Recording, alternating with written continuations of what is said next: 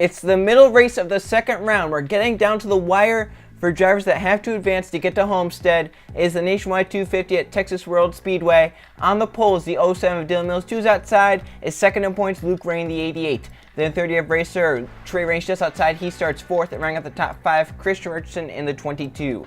Then 60 of Isaac Nichols. Seventh is Christian Parker. Eighth, Riley Sprague holds that cutoff spot by only a few points. Keegan Thompson ninth and Justin Zidell outside looking in, running up the top 10 starting positions.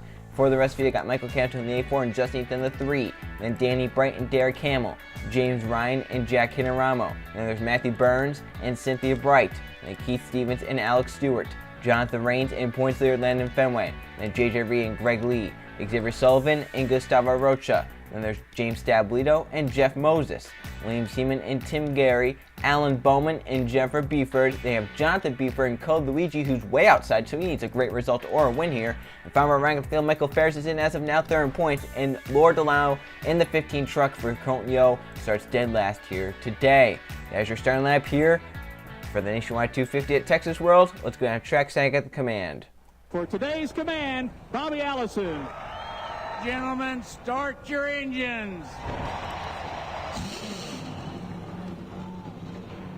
Give your seatbelts a little tug there for me there, buddy. Get a little drink of Gatorade. Be safe. Have some fun, all right?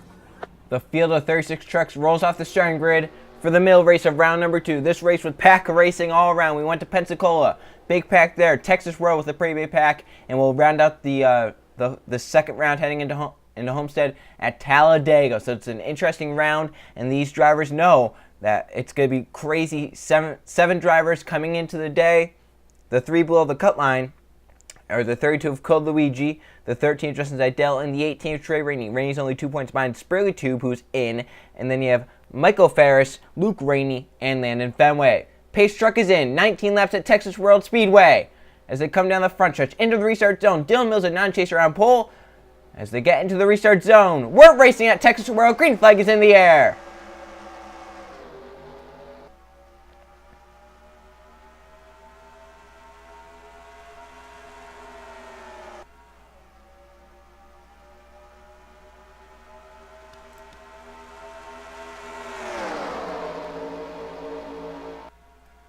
Drivers already making moves all the way around the pack as they come down the backstretch. Racer jump to the inside, and he'll grab the race lead down the backstretch as he's getting a push from the 88 of Luke Rain. Here comes the 8 of Christian Parker. He made a 3 wide, bold move on the start, and it may pay off for him as they go through 3 and 4. Richard has a spot down low as they come up 4. To lead lap number 1, it's going to be Christian Parker in the 8 down low with Canto behind in second. And it's a big battle behind as Canto now looks low. James Ryan looking low. Trucks all the way down to that white line. They're going 4 wide. That's a dangerous spot. They're 4 by 4 by 4 in the pack. This might not end well. And 4 wide usually doesn't work. Let's see how it works this time. Is it going to work? Will it not work? Ryan gets to the race lead, and behind them it's a snarling pack down the back. Oh, into the wall. Canaramo, they're going around. Fenway's just gotten spun into the inside wall. Does he save it? He saves the truck. They're stacking them up as Luke Ray got some damage possibly. Zidell in the 13 I saw there. I'm looking to see if any chasers possibly. It might have been just a small spin. Jeff Moses in the 33. From the 19th position on lap 1 to the lead on lap 2. Jeff Moses back in front with William Seaman in second and a big crash. Backstretch. Jack Cameron with the most damage. Justin Heath has damage. Richardson, the 22, Keegan Thompson, the 51, the 07, Dylan Mills, possibly. The 30, the 46, I don't know if the 32 has damage. Trey Rainey got damage in that. He's just outside looking into the points gap. Zidell may have gotten away in the 13. Ferris may have gotten away. Fenway almost got spun, but looked like he was able to save the truck. About Luke Green, the 88, who's right around all that. Looking to see if he has any possible damage to that truck. It might be fine. If anything, he has some damage there. That's going to be interesting once we get back green. It looks like that side is definitely caved in a little bit. So we'll see what happens at caution number 1. We saw Jack hit around with the first gear on the 2, and then multiple trucks started spinning from there. We talked about the Starling pack coming down the backstretch. You see they're 4 by 4 by 4, and that's never a good sign at Texas World. And they just start rubbing down the straightaways. We see so many of these crashes here at Texas World happen down the straightaways. And right there, multiple spots being hit and banged. And Luke Ray got forced into the wall. Trey Rainey got spun around in all that. Land Fenway got spun down. Oh, Sprague Tube got damaged right there in the 9. who's just on the cutoff. Ferris goes high and gets away along with the 15. Luigi back there, the 32, kind of gets it stopped and just gets slowed down enough to get rolling again. And I don't think the 32 got damage. And so your chasers with damage, the 18, the 88, and the 9. With the 9 probably having them, or I guess the 18 got spun around and all that. So maybe Trey Rainey might have the most damage there. But 2 of the drivers on the cutoff with damage. And that's definitely going to hurt their chances and possibly bring Code Luigi and Justin Zaydell back. No, although Zaydell did get a little bit of damage in the 13 right there. Pretty much where most of his damage came into play. Let's go on board with a few of these chasers. Raspberry with the 9 has some pretty heavy damage. We'll see how he got it. Let's see if there's any way to even avoid this. And they were basically wrecking everywhere.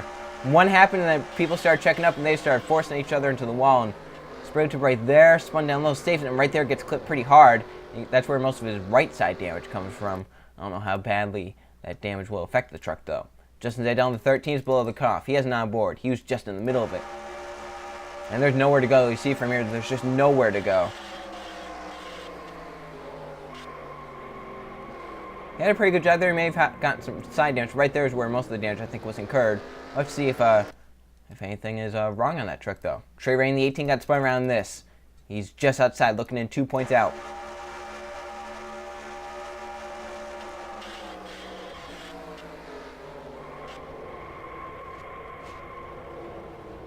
If I had to guess, I would say most of the chasers were back here near this, as Michael Ferris in the 23 was also back here, and he was able to get it slowed down and get around the high side. He was right behind the 32 of Code Luigi, so it shows how close he actually was to the crash. Luigi was in the middle of it all. Right there, they're slowed down. 22 did a great job not hitting the 32 into it. No one hit the 23, and he gets around the outside. Ferris still in this thing. He's third in points coming into the race. Another chaser that was back there. It's gone aboard the 32 of Code Luigi. I think he gets it slowed down, misses any contact here.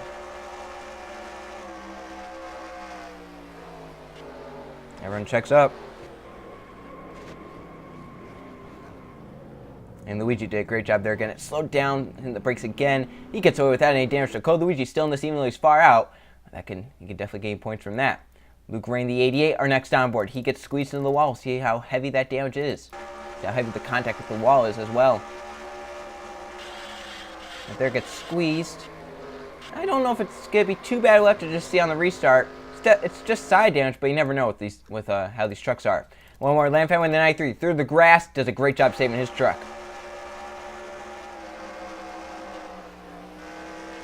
Right there, spun towards the inside wall, did a great job letting off, and a great job here keeping it straight, slowing down until he came back up the track. And unlike the 7 Stablia, he just came up nice and smooth and didn't want to risk it. So we went on board with all 7 chasers. All 7 chasers are either near or in that crash. Jeff Moses leads the field back to the stripe. They stay out the racetrack, and the 33 truck leads back to the green flag. Coming back in a nice warm Texas day on lap number 7 in the Nationwide 250. Keegan Thompson, the only one out from that with a gearbox issue. 35 trucks still on the lead lap, and in the race, Jeff Moses out front for this restart. Second is William Seaman. Third, James Ryan. Fourth, Danny Bright. Set to restart fifth was Cynthia Bright, but she has an issue. She's down the apron, so she'll come down pair with the pace truck. So on fifth will be Michael Cantle, then Parker in 6th. 7th, Stevens. 8th, Gary. 9th, Lee. Luke Rainey will now be top 10 for this restart. So Cynthia Bright with an issue come down pit road. That hands the lead, that hands a top 5 spot to some drivers, and everyone moves up a spot. Moses still up front as we take the restart green flag back out, and the 33 with a pretty good jump right there. Yeah, Seaman might have been caught sleeping there, and Ryan right on his bumper, maybe pushing him forward. He might not want to be passing him right here. And there goes Ryan down low in the 20. That's for the second position. So go through 1 and 2. Now down the backstretch. Comes Canto in the 8-4 down low. He's challenging as Christian Parker in the 8 pushing, although Parker's been very aggressive here today. He made 3 wide moves everywhere on that first lap, but he might make another one here. So he's pushing Canto. Moses doing a great job out front. He protects that bottom lane. But watch out for this run that they're going to have on turn number 4. They stay lined up. Look at the run that Canto has to that 33, and Parker will take it to the bottom lane. Here comes Greg Lee in the 99 trying to win a race this season. He's going to try and push that 8 truck. Off into turn number 1. Parker can't quite stay beside that 84 for now, but he has a run down low. Canto stays clear for now as they come down the back. Parker with a push from Greg Lee. He might get beside right there.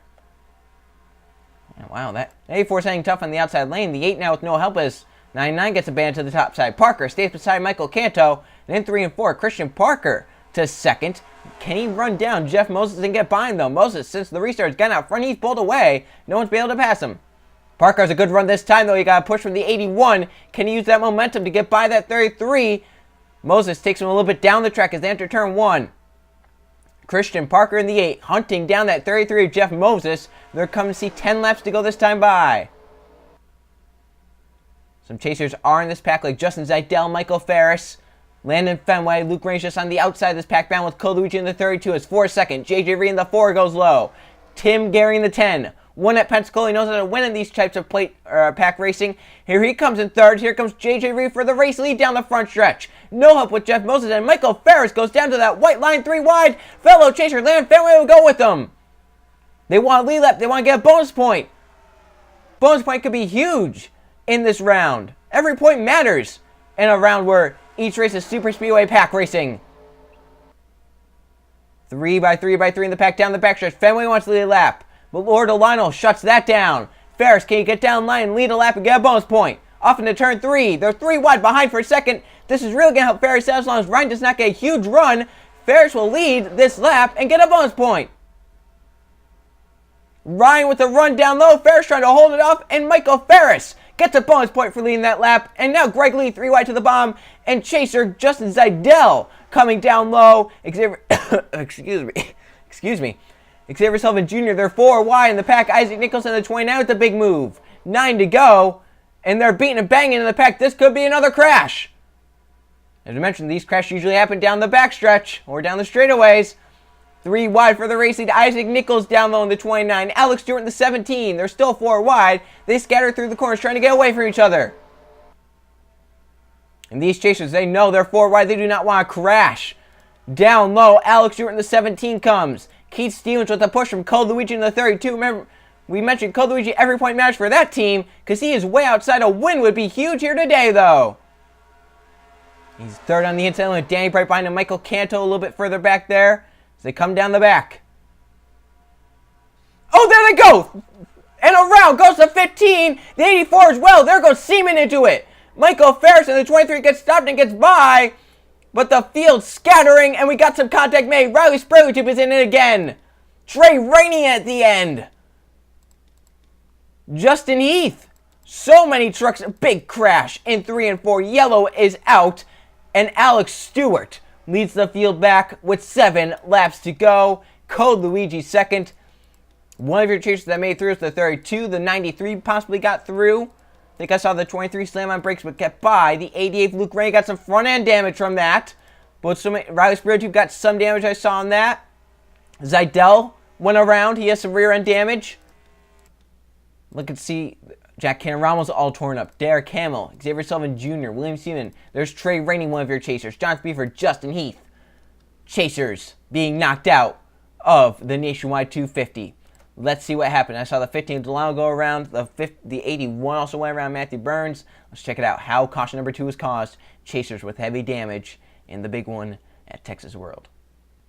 They're going 4 wide, rubbing off one another. I mentioned down the straightaways, it's the place where most of these crashes happen. And right there, Burns up into, I think that's the 7th Stabulito. Sullivan Jr. gets sideways, that gets into Canto, who spins up to the outside wall. Zeidel's already in the middle of that. Ferris does a great job here in the middle lane. He gets slowed down along with Fenway back there. And then Luke Rainey, I think, got some front-end damage in the middle of all that. And then trucks are sitting sideways on the track, and this is where it's going to get ugly here. So Spraytube comes in along, Jonathan Beeford, Dylan Mills, Jennifer Beeford. They all come in with hard hits. Then the 84 sitting sideways down the middle of the track, and here comes Trey Rainey into it hard. Reigns, they're circling through the middle of it. But then some other trucks coming in, like the 2 right there hits, the 22, and then the 3 also hits. So many hard hits. As my, oh my, chasers involved. Once again, a big crash at Texas World. Look at this in real time in front of a few different camera angles as well. And just nowhere for some of these trucks to go.